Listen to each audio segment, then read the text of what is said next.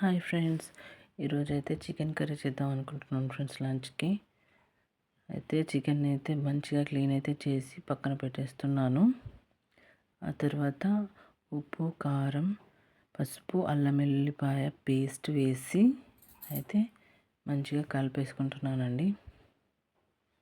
మొత్తం ముక్కకు మంచిగా పట్టాలి. ఆ తర్వాత ఈ పుదీనా అయితే మా చెట్టుదే ఫ్రెండ్స్. అదే ఇద్దామని తెంపుకొచ్చాను, మొత్తం ఇంకా ఉంది.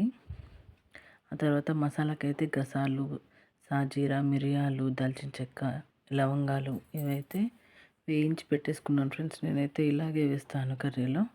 ఆ తర్వాత పొయ్యి మీద మూకుడు పెట్టేసి తగినంత నూనె అయితే వేసేసుకొని మసాలా దినుసులన్నీ వేసేసాను ఫ్రెండ్స్. తర్వాత పచ్చిమిర్చి వేస్తున్నాను. మసాలా దినుసులు అంటే అవే ఫ్రెండ్స్, లవంగాలు, ఇలాచి, సాజీరా, దాల్చిన చెక్క ఇవైతే వేస్తాను నేను. ఆ తర్వాత ఉల్లిపాయలు అయితే వేసేసాను. ఇవి బాగా వేగాలి. వేగితేనే కర్రీకి టేస్ట్ వస్తుంది. పచ్చి పచ్చిగా ఉంటే టేస్ట్ బాగుండదు ఫ్రెండ్స్. నేనైతే ఇలాగే చేస్తాను. నాకైతే ఇలాగే నచ్చుతుంది. మా ఇంట్లో వాళ్ళు కూడా ఇలాగే తింటారు, నచ్చుతుంది అంటారు. ఆ తర్వాత బాగా వేయించాలి ఫస్ట్. అవైతే బాగా వేగాక కొంచెం పసుపు అయితే వేస్తున్నాను. ముందే నేను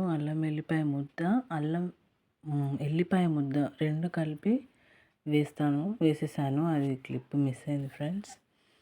ఆ తర్వాత మెంతాకు, దీనివల్ల అయితే టేస్ట్ అయితే చాలా అదిరిపోతుంది. ఈ మెంతాకు వేస్తాను. తర్వాత పుదీనా వేసాను. పుదీనా వేసేసి బాగా వేగేలాగా, అది పుదీనా మెంతాకు బాగా గోలాలన్నమాట, వేగాలన్నమాట. అలా వేగాకైతే చికెన్ అయితే వేసేస్తున్నాను ఫ్రెండ్స్.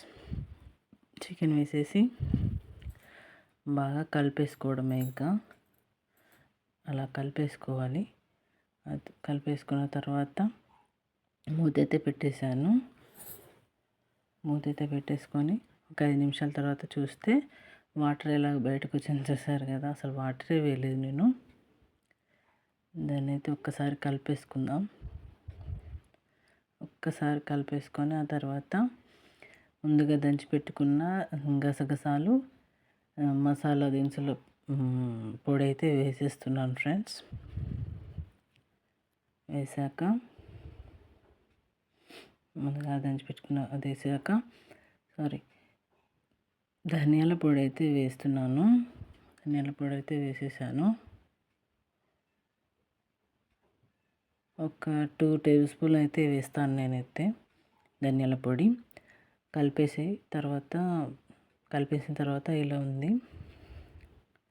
చూడ్డానికి అయితే కలర్ఫుల్గా కనిపిస్తుంది ఫ్రెండ్స్. మీ ఇంట్లో అందరు ఏం తిన్నారు మధ్యాహ్నం లంచ్కి? వీడియో నచ్చితే మాత్రం లైక్ చేయండి ఫ్రెండ్స్. కామెంట్ కూడా చేయండి. సబ్స్క్రైబ్ చేసుకోండి. మీ ఇంట్లో ఏం తిన్నారో చెప్పండి కామెంట్స్ రూపంలో. అయిపోయిందండి chicken curry. Tasty chicken curry నా స్టైల్లో. ఎలా ఉందో